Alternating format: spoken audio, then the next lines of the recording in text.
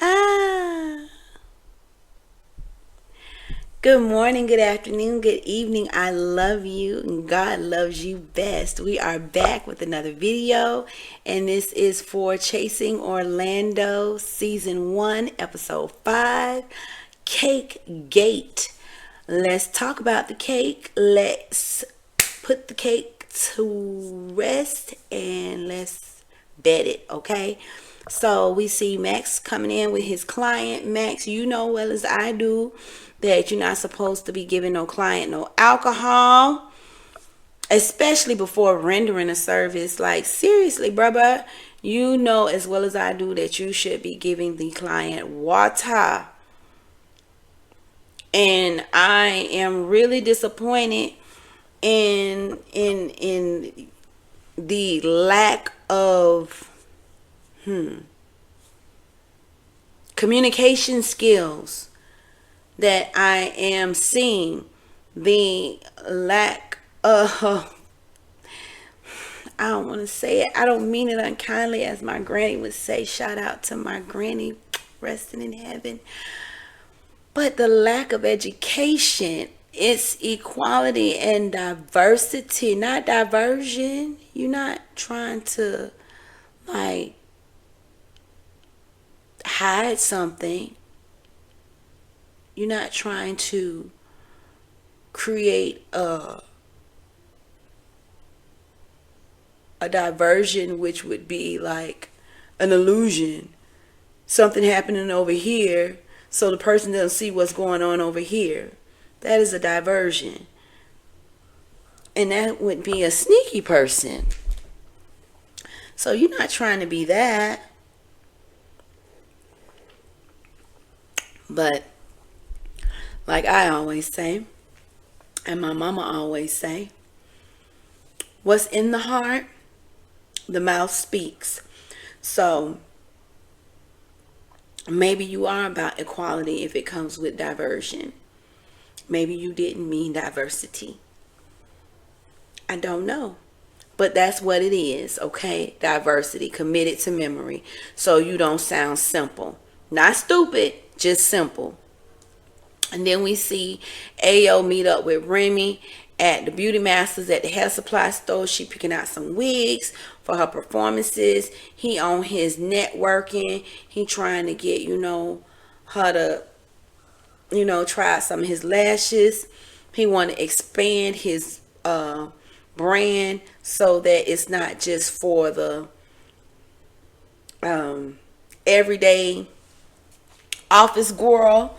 It would also, accommodate the illusionist girls, the performers, because they got to have like the real exaggerated looks. And so what was in the nice little gift bag that he had prepared for Remy, she liked the presentation. She was like, oh, this is nice. So she's like, all right, I'm gonna try it out and I'm gonna let you know what I think. So then we see B Baby Lindo and Marley J at Brian, which is B Baby Lindo. We see he and Marley J at his man's house. And I will say some of these people have some really, really awesome raw talent. And so his man is on the piano, he on the keys, and he playing some raw music, some raw chords. And Marley is rapping to and it was beautiful. It sounded like beautiful poetry put to music. So then Ayo and Pablo show up. They get into a discussion talking about the altercation that happened at Brian's fight. I can't help but notice how when people get into these discussions, Brian is sitting back and he is just like, he not getting into that mess. He don't get into the shit. Like he's very quiet, he's very laid back, and he's like, y'all work it out, and when y'all got it, tag me in and I'll talk again. Until then, mi es silencio. And I don't blame him, because he said, I'm too pretty to fight. He has declared he know his space and place. Too pretty to fight. That is the category that Brian is in. He knows his place, and his place is to pop his pussy. Or his bussy, excuse me. Um so then the conversation gets heated, and I feel like the conversation got heated because while Marley was being open-minded and he could see a different point of view, he just was not agreeing with the point of view that Pablo was conveying. And I think that annoyed Pablo. And he just kept telling him to open your mind and see it my way. But I can see it your way. That doesn't mean I agree with it. We can agree to disagree. You feel I was wrong, and that's okay. That's your point of view, and I respect it. I don't feel like I was completely wrong. I feel like could have done things differently, but I don't feel like my actions justified this fool jumping up and popping off in my face. No. And you're not gonna make me believe that. And I don't appreciate you jumping your ass up trying to break up nothing, like you said you was trying to break up something, but you really tried to jump in. I don't appreciate that, because if we could go back in time, I would bust your ass too. Like I said, Pablo is moving real fugazi for me, and I don't like it. So then he jumps up and he talking about he said he been stabbed. I thought he said he had been stabbed. I could have swore he said he had been stabbed. And he jumps up and he want to show him, I'm pulling down, like he want to show him the stab. And I'm like, it was like on his, like, I guess it was supposed to be near, like on his stomach, or like near like his abdomen area. I didn't see nothing. That skin looked cocoa butter smooth. And I'm saying, if you didn't been stabbed like the way you say you been stabbed, baby, you should have a keloid, because that skin ain't gonna come back just cocoa butter smooth. Like, and that wasn't like no clean incision. That was a stab. So there should be some, there should be some bubbled skin there where they had to, either it grew back that way, either it healed that way, or they had to stitch it back that way, and you would have something there to show for it. I didn't see nothing. That was something else I played back several times, and I zoomed in so I could. Then I got all up on the thing. I'm like, is it there? I'm not saying it didn't happen. I'm just saying I don't see the marks from said attack. I was tased by the police. I still got the tased by the police. I still got my skin was singed. Now, it was a lot bigger than that back then because it had split my skin, but there is still a mark there, okay, from where I was tased by the popo. Okay, so everything, if it was bad enough, it's going to leave a mark. It's going to leave a mark. It's going to leave a mark, Pablo. Where's the mark, Pablo? Okay, so then we go to Devin's house, and Petey Pablo arrives, and they're supposed to be going out to support Brian. And then we see them at, what's that club? Bipolar.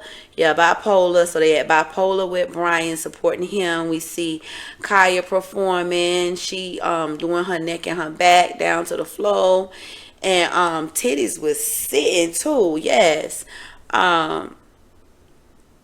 And then we see Remini, she's also doing a Pride performance at a different venue. So everybody, was on their hustle, on their grind. And I love to see it that they constantly working, they constantly on the grind, and I love it. So then we have Max, Brian, and Pablo meet up, and Brian shares his status. He has been 11 years. It's been 11 years since he was informed he's HIV positive. I thought that was some real shit to share, and I appreciate it. It meant so much. He's like, I think Brian, if I'm not mistaken, is like in his early 30s. He might be just 30. I remember losing my brother at the age of 32 to the acquired immune deficiency syndrome. So I am so glad you are here amongst us, Brian. If only the advancement of drugs had been there in 1994, you probably weren't even in existence. Or maybe you probably were just born. But if the drugs and science had been advanced enough where it is today, then maybe my brother would be here. Just maybe he would have had a shot at a chance at a longer life. But that wasn't his destiny. That wasn't his fate. But you have a chance. And I'm so thankful that you had the courage to share your story. Max, I commend you for sharing your story of domestic violence. That is a story that I personally can relate to. Unfortunately, I am a survivor of domestic violence. I never thought that it would be a part of my life. I never thought that it would be a part of my biography. I never thought that it would be a part of anything that was attached to me directly, personally. But here we are today, me sharing my story. And I know what it's like to be a survivor of violent acts. I know what it's like to have ligature marks around my neck. I know what it's like to have been pinned down in the corner of a bathroom shower, trying to gasp for air, praying that I don't black out, praying that I make it through this moment, feeling like I'm not going to make it through this moment.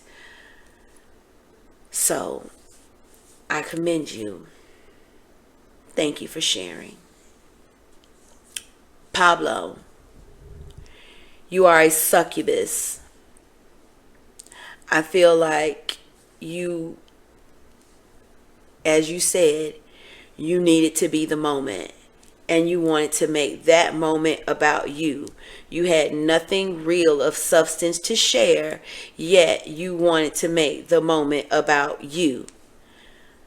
I'm over it. I'm over it. I'm over it. I'm over it. Now, what I would love for you to do is showcase more of yourself professionally so that I can sing your praises professionally, as long as it's worthy of those praises. But that's what I would like to do, because personally, you rub me raw. Personally, I have to say I don't fancy you. But that's not to say that I would not love to see you showcased professionally. I can tolerate and you can be palatable to me professionally, and I don't have to stand you personally. So that's what I would like to see. I want to see more of you professionally, because right now, personally, you are just, I have a true disdain for your personality. And I'm trying to keep it cute. And I think I'm doing a good job. So they decide to do a round table, and Callie decided to orchestrate a round table for all of the crew to get together, have a come to Jesus moment, lay it out on the table what their issues are with whatever respective person they got issues with. They can address it and leave it there on the table. So first we have Callie and Devin. Callie lets Devin know, I was here for you as far as, how you were disrespected. I wasn't here for you on how you disrespected me, because your actions to what were done and what was said were not equivalent, and I don't see where it was necessary. And at that time, I just needed time to swallow all of that before I could even address you. I don't feel like Devin gave a true apology, as much as he wants to talk about accountability and how things should be handled. I don't think that he gave Callie a true apology for how he behaved and the behavior that he demonstrated at what seems to be probably, he said his credit card was on it, so it was a rental. So you made somebody liable for damages. You made somebody liable for damages, and then you also you implicated yourself in an assault when you put in that text that that you were the cause of Remy getting cut with the glass, and while you were not proud of your actions, it was your fault that you caused that incident by flipping the table. So you implicated yourself in an assault. You were complicit. Think about what you say when you say it before you say it, Mr. Bowens. Is this Mr. Bowens? Yes. Devin. Devin. Then we have Devin talk to Remy. Devin wants to apologize to Remy again and express that he again is not proud of his behavior, and he knows that he needs to come up higher and needs to do better. And moving forward, he knows that he shouldn't, if he has an issue, he knows how he needs to address it. Remini clarified some things. He wasn't laughing at you. He was laughing at Ayo holding that bowl, looking like one of the little kids from the little infomercial that's hungry and need 12 cents a day. So she was like, boo boo, it wasn't about you. And she was like, oh, okay. It's like, do you accept my apology? She was like, cool, I accept your apology. It's straight. So, Remini, You say in the front of all these people that got witnesses, you say, I accept your apology. Y'all hug it out in that very moment. And then you say, I don't know if I should accept her apology. I don't know if I should trust it because, well, Remy, now that's making me look at you cross because you said, I thought with a whole heart and a clear mind that you accept the apology. So which one is it? Do you or don't you? I ain't like that. Max and Ayo. Max, you gotta learn how to hush and let people talk. Cause you like the your mind be turning and you be thinking about what you gonna say before somebody could even complete their thought. So how can you respond to something that you don't even know what a person is saying? That's ineffective communication, sweets. You can't do that, honey love. But Ayo, I understand why you told Max to shut up. I understand. But that is also ineffective communication. There is a better way to ask someone to be quiet. Like, be quiet, as opposed to using the word shut up. Now that's just blatant rude command. We don't do that. But I understand it. Yeah, so then we have Ayo asking Max to take accountability for knowing that his face wasn't gonna be on this cake. Max, did you know that your face wasn't gonna be on the cake? Yes, I did. Would you take accountability for your face not being on the cake? Oh, so what you mean? So you mean when you had pulled me to the side, fool? You are aware that your face was not going to be on the cake. Would you take accountability for knowing that your face was not going to be on the cake? Well, yeah. Okay, well, so if you knew that your face wasn't going to be on the cake, why didn't you tell your friends? And this is Devin asking this question. And so now in the confessional, he is like, I don't see how it's my fault for what somebody else did to a cake. Nobody's saying that it's your fault, boo-boo. But a lot of these things could have been avoided and deterred if you wouldn't have reacted as if you were not aware already that your face wasn't on the cake. These are your friends caping and riding for you. That's why all of this ensued, because you got these happy-go-lucky people over here riding or dying for you, and you over here know a different story and not saying nothing. That's not cool. That's like somebody gonna get in a fight for you because of something that you were aware of, but you gonna go ahead and play it out like you didn't know none of this, and now these people is ready to fight for you, and they actually go through with it and get their asses mopped. That's not cool. Then we have Marley and Max. I don't think this was resolved. This was an agree to disagree, because yeah, Max was just on his pussy was just too high for them lips and that shiny ass skin on his face that he done peeled to the gods, and he just didn't want to see it. He didn't want to see any errors of his ways, and so that's where we left that at. And then we can't leave out Pablo, because Pablo can't be left out.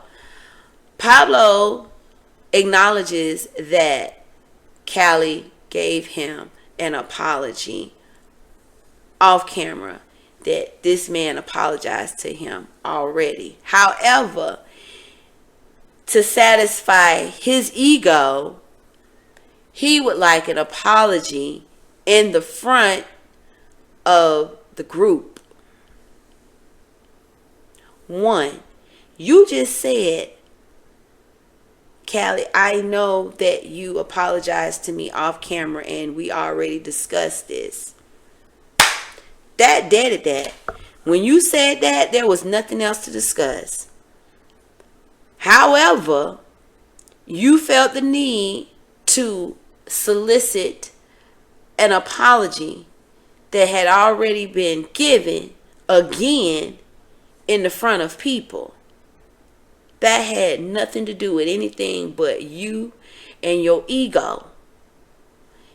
And Callie is standing there and he is listening to you, because I really think he wanted to make sure he got every I dotted and every T crossed so he wouldn't come back to this bridge. So he wants to talk about this, oh, I'm the king of Orlando, or I'm the king, or whatever the issue was with the word of the king. I'm the king of the evening, whatever. It rubbed Pablo raw, because he was like, it was his event, it was his night, it was his time to shine. Let me tell you something. Every day is my day. My name is on the cake all the time, and nobody can't take no shine off of this. Hello? So one night to an eternity, baby, it's going to always be about me. And if I want to share it with somebody else, I am more than happy to, because I'm just that type of girl. I share. But I'm that girl. So you can't take the light off. You see how that thing is beaming? It's beaming. That's what I'm saying. That's my life. I am the light. Not the truth in the light. I just got light. He shines a light upon me. Hello. So if somebody was dimming your light, it was already dull to begin with. If he was able to take the shine, that means your shine was dull. Did you ever give that any food for thought? Next, you want to start barking at this man about something that should have been, we know, was already discussed. Why are you barking at him? That don't make no sense. Sit down, Pablo. You looking for a moment. You looking for a moment. And again, Callie was willing to give it to you because he didn't come there on that. And he was like, all right, at this point, y'all good? Everybody good? All hearts and minds are clear? Good, because I'm out.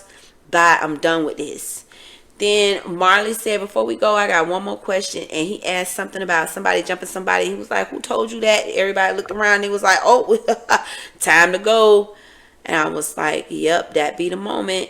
Because it's just pure unadulterated mess.